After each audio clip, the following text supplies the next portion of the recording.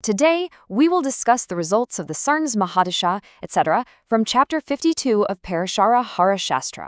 Here's our roadmap for this explainer. 1. Sun's Mahadasha, Chapter 52. 2. Sun Antardasha, verses 1-3. 3. Interpreting Sun and Sun. 4. Rahu Antardasha, verses 23-26. 5. Interpreting Rahu and Sun. And finally 6. Chapter 52 Summary. Section 1. Sun's Mahadasha, Chapter 52. So looking directly at the source text here, you can see the original Sanskrit heading right alongside the English translation. It reads, Effects of the Antardashas in the Dasha of the Sun according to Vimsatari Dasha system. This immediately grounds us in the Vimsatari Dasha framework. Now, if you're familiar with this, you know it's a 120-year planetary cycle based on the moon's position at birth. Chapter 52 is entirely dedicated to unpacking the 6-year overarching period, or Mahadasha, of the Sun. We'll be looking at exactly how that core solar vitality is filtered through the specific subperiods of the other planets. Section 2. Sun Antardasha, verses 1-3. Let's start with the literal translation. The text states, good effects, like acquisition of wealth and grains, etc., are derived in the antardasa of the Sun in his own dasa, if the Sun be exalted in his own house, the 11th, Kendra, or Takona. It goes on to say that adverse results will be experienced if the Sun be debilitated or be in an inauspicious house or sign. So that gives us our baseline literal meaning, right? But to truly grasp the mechanics of Parashara's system, we need to parse the specific technical conditions he's laying out for us.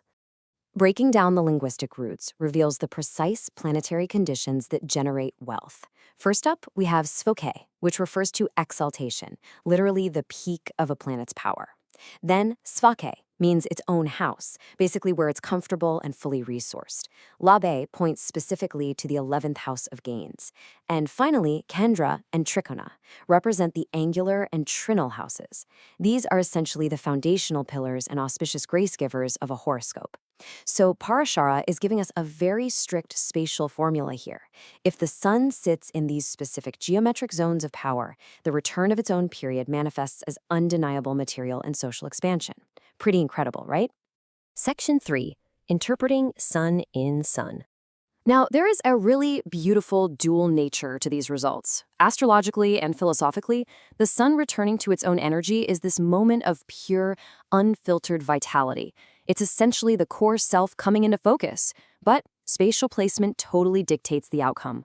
Auspicious placements like exaltation, its own house, or those angular houses we just mentioned, those bring abundant prosperity, authority, and clarity.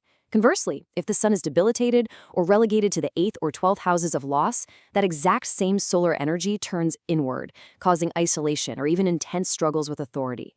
We absolutely must address a critical astrological concept outlined in verse 2, and that's Maraka houses. These are specifically the 2nd and 7th houses. If the Sun rules either of these houses in a birth chart, Parashara actually warns of the danger of premature death or, quote, death-like sufferings during this period. Why is that?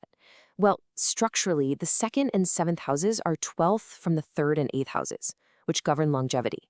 Because of this, they act as killers, or marakas. So when the Sun, which is the ultimate indicator of the physical body and vitality, becomes a maraka, it poses a severe, highly specific threat to a person's health. But Parashara doesn't just diagnose the danger and leave us hanging. He actually prescribes the cure. Verse 3 provides 3 actionable remedial measures. Step 1 is the performance of the Mrityunjaya Japa, which is a powerful chant dedicated to overcoming death and restoring health.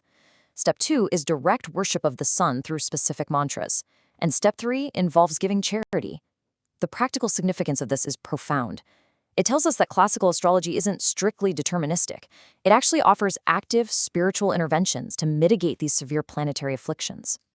Section 4. Rahu Antardasha, verses 23-26. Now, let's look at the direct translation of verses 23-26, which reveals an incredibly volatile combination.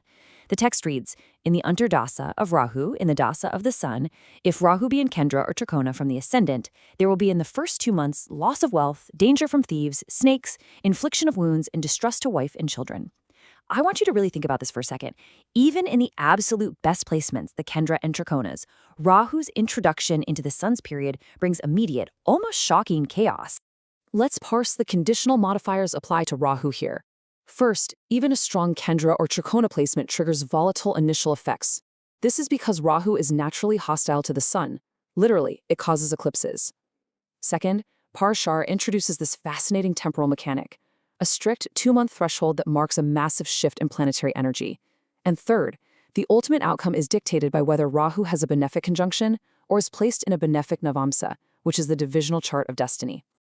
Section 5. Interpreting Rahu in Sun. Parashara is describing a highly specific temporal shift here. For the first 2 months of the Sun-Rahu period, there's distress, loss, and danger, metaphorically represented by snakes or sudden hidden threats. It's essentially the shock of the eclipse. But after exactly 2 months, the text states these inauspicious effects just vanish. Suddenly you see enjoyment, robust health, and even favors from the king or government. It's kind of like a sudden corporate restructuring that begins with chaotic layoffs, but completely pivots and ends with you landing a massive promotion. The shadow passes, and this whole new stability emerges.